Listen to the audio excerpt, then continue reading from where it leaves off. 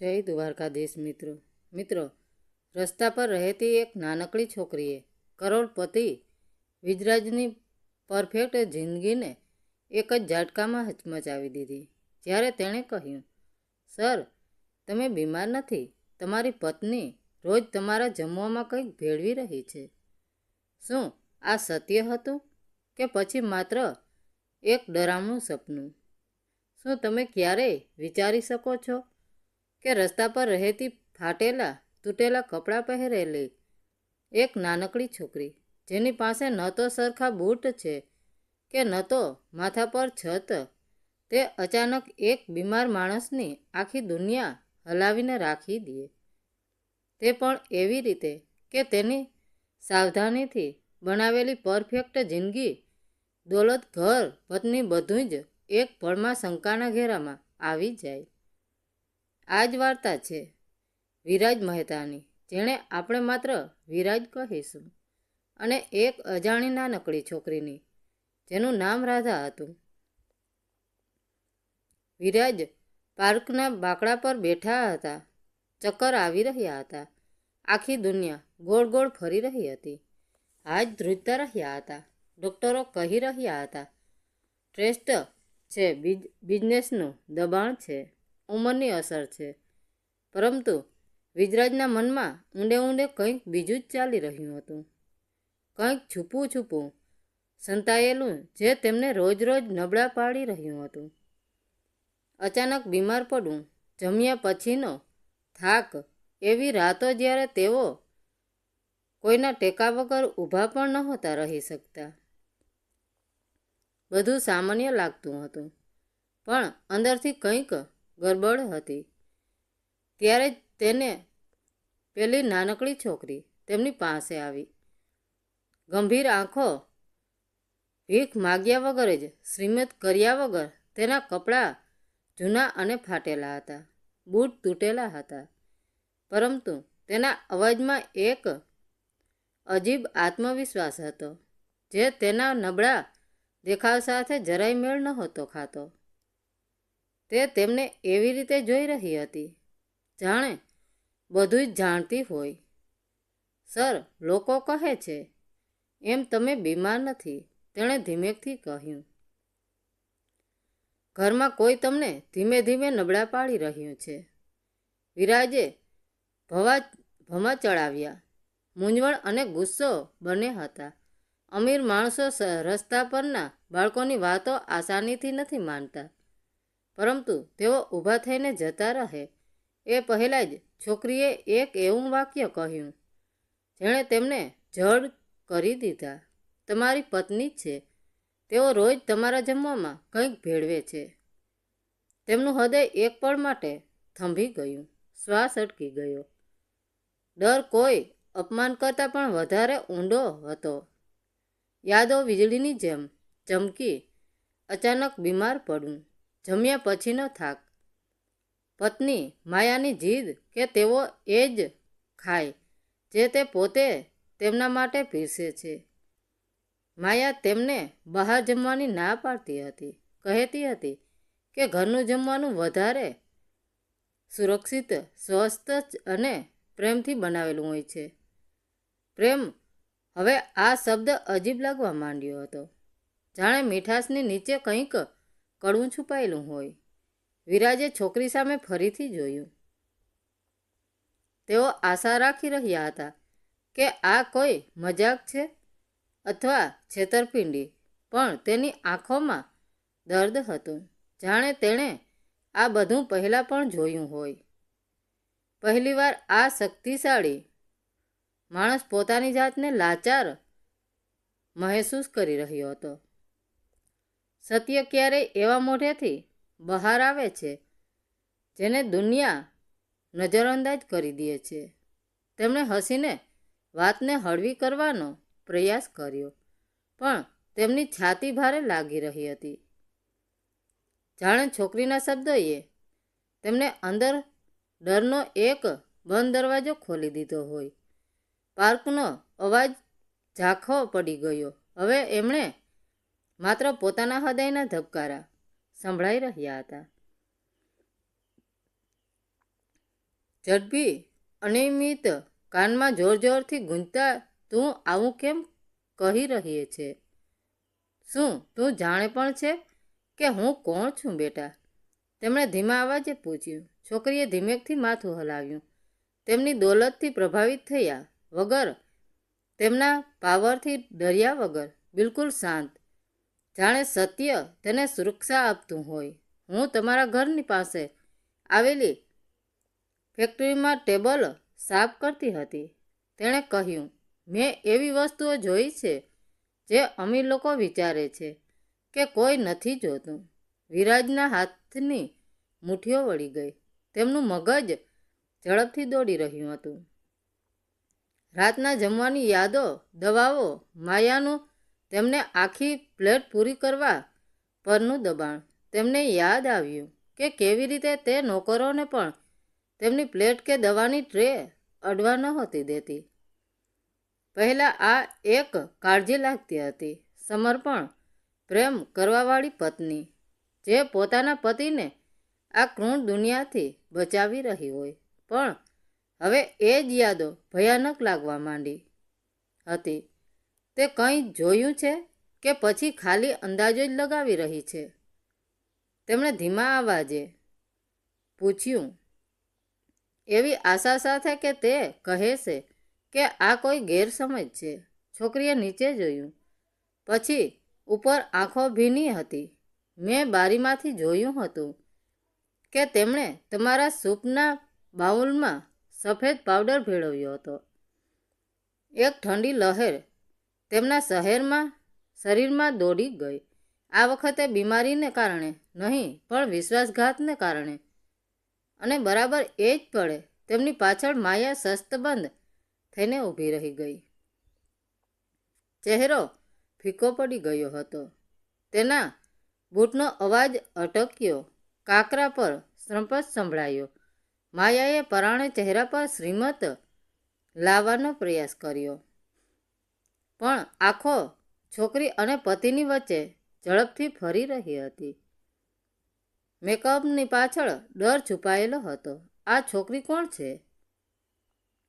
માયાએ શાંત સ્વરમાં પૂછ્યું, જોકે તેનો અવાજ થોડો ધ્રુજી રહ્યો હતો. વિરાજ ધીમે ધીમે ઊભા થયા. ચક્કર તો ક્યારનાય ગાયબ થઈ ગયા હતા, પણ હવે શંકા કોઈ બીમારી કરતાં પણ ઝડપથી વધી રહી હતી. છોકરી પાછળનું હટી ભાગી નહીં, બસ મક્કમતાથી ઊભી રહી. મેં જોયું છે, તેણે ફરીથી કહ્યું. બારી પાસે સૂપના બાઉલમાં નાના પેકેટમાંથી સફેદ પાવડર ભેળવતા માયા ખૂબ જોરથી હસી પડી. આ પૈસા માટે જૂઠું બોલી રહી છે. આ રસ્તા પરના બાળકો અમીર અને સારા દિલવાળા લોકોને છેતરવાની તરકીબો શીખી લે છે. પરંતુ વિજરાજને તેની આંગળીઓમાં ધ્રુજારી દેખાઈ ગઈ, જે તેમણે આટલા વર્ષોમાં ક્યારેય નહોતી જોઈ.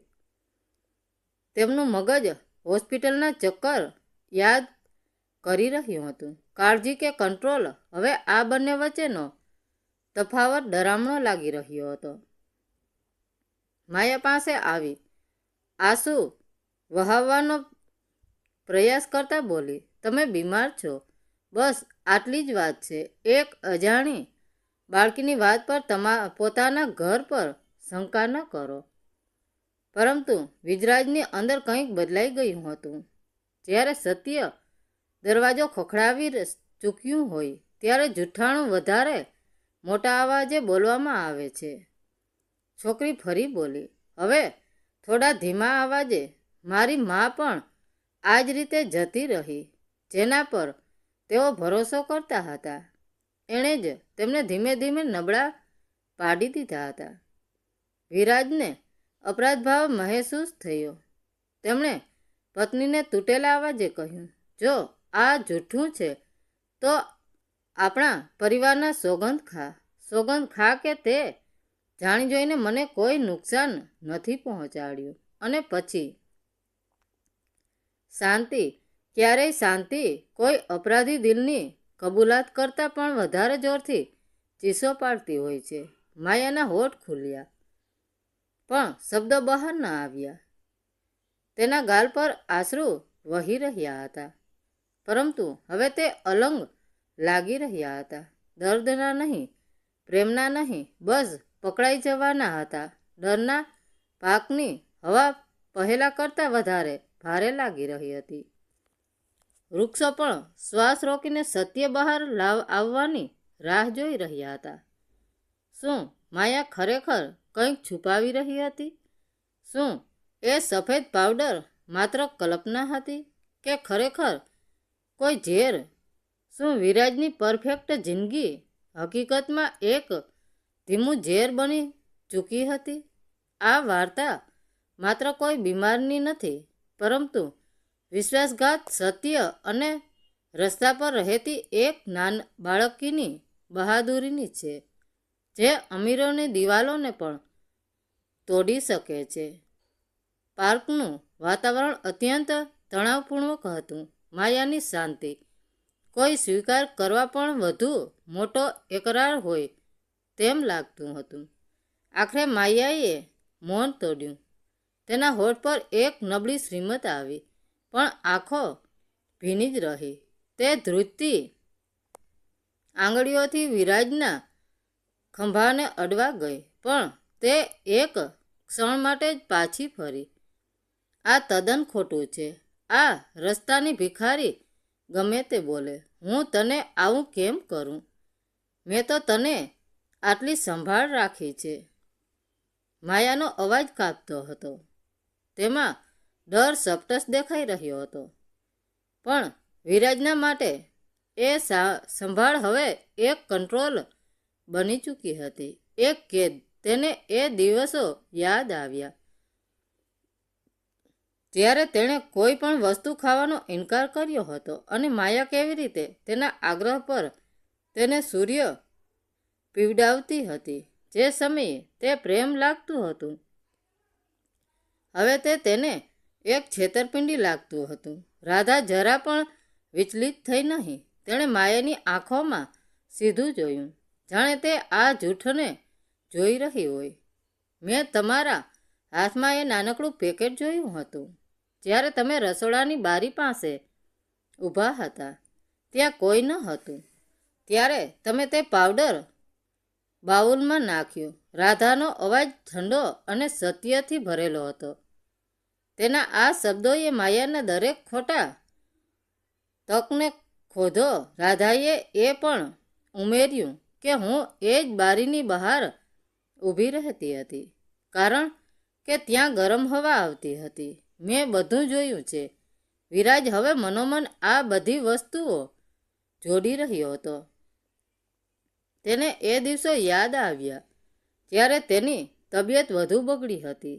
તેને એ સમય યાદ આવ્યો જ્યારે ડૉક્ટરોએ તેને ડાઇજેસ્ટિવ ઇસ્યુ કહેતા હતા, પરંતુ વાસ્તવમાં તે પાવડરની અસર હતી. તેને હવે બધી યાદો ભયાનક લાગવા માંડી હતી. માયાએ કઈ રીતે નોકરોને પણ તેના ખોરાકને અડવાની ના પાડી હતી. તે હવે સ્પષ્ટ દેખાઈ રહ્યું હતું. ના, વિરાજને હવે સત્ય જાણવું હતું. તેણે હવે માયાને નહીં, પણ પોતે તપાસ કરવી પડી. વિરાજના ચહેરા પર હવે ડરને બદલે એક મજબૂત નિર્ણય હતો. તેણે મનોમન નક્કી કર્યું, તે આ સાંજે તે ભોજન ખાવાનો નાટક કરશે, પણ એક નાનો ભાગ બચાવી લેશે. તે આ પાવડરનો નમૂનો લેબોરેટરીમાં મોકલાવશે, અને તે ખરેખર શું છે તે જાણશે. ચાલો ઘરે જઈએ, વિરાજ, અને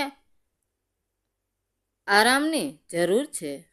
હું તારા માટે સરસ ગરમ સૂર્ય બનાવીશ. માયાએ ભયથી ભરેલા ચહેરા પર એક પરાણે શ્રીમત લાવવાનો પ્રયાસ કરતા કહ્યું. વિરાજ તેની કાળજીથી હવે નફરત કરતો હતો.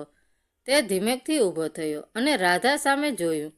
રાધા, તે સાચું કહ્યું. હું બહુ જલ્દી તેને સાબિત કરીશ. વિરાજ અને માયા પાર્કમાંથી બહાર નીકળ્યા. ઘરનો વૈભવી ડાઇનિંગ રૂમ હવે વિરાજને એક કતલખાના જેવો લાગી રહ્યો હતો. રાત પડી ચૂકી હતી. ડાઇનિંગ ટેબલ પર બેઠા વિરાજના હૃદયના ધબકારા તેજ હતા. સામે માયા ઊભી હતી. તેના હાથમાં તેજ ચાંદીનો બાઉલ હતો, જેમાંથી ગરમા ગરમ સૂપની વરાળ નીકળી રહી હતી. પી લો વિરાજ, આનાથી તમને તાકાત મળશે. માયાએ તેના ચહેરા પર એ જ બનાવટી અને પ્રેમાળ શ્રીમત સાથે કહ્યું. વિરાજે પોતાની જાતને શાંત રાખી. તેણે માયાની આંખોમાં જોયું અને કહ્યું, માયા, મને છાતીમાં થોડી બળતરા થાય છે. શું તું પ્લીઝ મારા રૂમમાંથી મારી એન્ડ્રાયસીટ ગેસની દવા લાવી આપીશ? માયા એક પળ માટે ખચકાઈ, પણ પછી હા, હમણાં લાવી કહીને ઉપરના માળે ગઈ. આજ તે તક હતી. વિરાજે વીજળીની ઝડપે પોતાના ખિસ્સામાંથી એક નાની કાચની બોટલ કાઢી અને તેમાં થોડો સૂપ ભરી લીધો. બાકીનો સૂપ તેણે બાજુના રહેલા કુંડાની માટીમાં ઢોળી દીધો અને ખાલી બાઉલ પોતાની સામે રાખી દીધો. જ્યારે માયા પાછી આવી ત્યારે વિરાજ ખાલી બાઉલ સામે જોઈને મોં લૂછી રહ્યો હતો. માયાની આંખોમાં ખાલી બાઉલ જોઈને એક ચમકારો આવ્યો, જે તેની છુપી જીતનો હતો. વિરાજને હવે ખાતરી થવા લાગી હતી કે તે નાનકડી રાધા ખોટી નહોતી. બીજા દિવસે સવારે જ્યારે માયા સપામાં ગઈ હતી ત્યારે વિરાજે પોતાના સૌથી જૂના અને વિશ્વાસુ મિત્ર ડૉક્ટર મહેતાનો સંપર્ક કર્યો. તેણે તે બોટલ આપીને કહ્યું, મને આનું તાત્કાલિક લેબ રિઝલ્ટ જોઈએ છે અને આ વાત મારા અને તારા સિવાય કોઈને ખબર ન પડવી જોઈએ. સાંજે 4 વાગ્યે વિરાજની ઓફિસમાં ડૉક્ટર મહેતાનો ફોન રણક્યો. ડૉક્ટરનો અવાજ ગંભીર અને ધ્રુજતો હતો. વિરાજ, તારો શક સાચો હતો. એ સૂપમાં આર્સેનિક આધારિત ધીમું ઝેર ભેળવેલું છે. આ ઝેર એવી રીતે કામ કરે છે કે માણસ ધીમે ધીમે નબળો પડે, તેના અંગો કામ કરતા બંધ થાય અને છેવટે તેને હાર્ટ એટેક આવે, જેથી કોઈને શંકા ન જાય કે આ હત્યા છે. વિરાજના પગ નીચેથી જમીન સરકી ગઈ. જે સ્ત્રીએ તેની સાથે અગ્નિની સાક્ષીએ ફેરા ફર્યા હતા, જેને તેણે પોતાની તમામ સંપત્તિ અને પ્રેમ સોંપી દીધા હતા, તે જ સ્ત્રી ધીમે ધીમે તેનો શ્વાસ છીનવી રહી હતી. બધું જ માત્ર ને માત્ર પૈસા માટે. હવે વિરાજના મનમાં દુઃખ કે આઘાત ન હતો, પણ એક ભયંકર ગુસ્સો અને ઠંડો બદલો લેવાની આગ ભડકી ઉઠી હતી. તેણે તરત જ પોતાના વકીલને બોલાવ્યો અને પોતાની વસિયતમાં એક મોટો ફેરફાર કર્યો. તેણે પોતાની બધી જ સંપત્તિ પતું એવી રીતે ફેરવ્યું કે માયાના હાથમાં 1 રૂપિયો પણ ના આવે. પરંતુ હવે એક બીજું મોટું કામ બાકી હતું. રાધા, એ નાનકડી બાળકી જેણે પોતાનો જીવ જોખમમાં મૂકીને વિરાજનો જીવ બચાવ્યો હતો. જો માયાને ખબર પડશે કે રાધાને બધી જ જાણ છે, તો તેનું પણ કાળસ કાઢી નાખશે. વિરાજે પોતાના સૌથી ખાસ બોડીગાર્ડ્સને રાધાની સુરક્ષા માટે છુપાવેશે ગોઠવી દીધા. વિરાજ સાંજે ઘરે પહોંચ્યો તે પહેલાં કરતાં વધુ આત્મવિશ્વાસમાં હતો. ડાઇનિંગ ટેબલ પર ફરીથી એ જ નાટક ભજવવા જઈ રહ્યું હતું. માયા ફરીથી નવો સૂપનો બાઉલ લઈને આવી, પણ આ વખતે વિરાજે સૂપ પીવાનો ઇનકાર ન કર્યો. તેણે બાઉલ હાથમાં લીધો, માયાની સામે જોયું અને એક એવું શ્રીમત કર્યું જેણે માયાના હૃદયના ધબકારા વધારી દીધા. માયા, વિજરાજે શાંત અને અત્યંત ગંભીર અવાજે કહ્યું, આજે આ સૂપ હું નહીં, તું પીશ. જ્યારે માયાએ સૂપ પીવાની ના પાડી ત્યારે તેની ગભરાયેલી અને પીડાથી ભરેલી પ્રતિક્રિયા જ તેને કબૂલાત હતી. વિરાજ સામે પકડાઈ જવાની બીક અને સામાજિક બદનામીના ડરે તેના મનની શાંતિ છીનવી લીધી. વિરાજે કાનૂની કાર્યવાહી કરવાને બદલે તેને તેના ગુનાઓની સમજણ કરાવી, જેથી તે તેના ખોટા રસ્તાઓ છોડી શકે. આ સંઘર્ષ પછી વિરાજે નક્કી કર્યું કે તે જીવનને સાચી રીતે માણશે. તેણે રાધાને તેના બચાવના સાહસ અને પ્રમાણિકતા માટે આભાર માન્યો અને તેને પોતાની દીકરીની જેમ સ્વીકારી. વિરાજે રાધાના શિક્ષણ અને ભવિષ્યની જવાબદારી લીધી અને તેને સમાજમાં માનભેર જીવવાની તક આપી. ચિત્રમાં વિરાજ, જે હવે સરસ અને મજબૂત છે, તે રાધા સાથે પાર્કના સૂર્ય પ્રકાશિત વાતાવરણમાં ફરીથી ઊભો છે. રાધાએ પણ નવા અને સ્વચ્છ કપડાં પહેર્યા છે, જે તેના બદલાયેલા ભવિષ્યને દર્શાવે છે. માયા, જે હવે શરમાયેલી અને નમ્ર દેખાય છે, તે પોતાની ભૂલ સ્વીકારીને અને માફી માંગીને તેમની સાથે છે. મિત્રો, વાર્તા કેવી લાગી? સારી લાગી હોય તો કોમેન્ટ કરીને જરૂર જણાવજો. ધન્યવાદ મિત્રો. રાધે રાધે. જય દ્વારકાધીશ.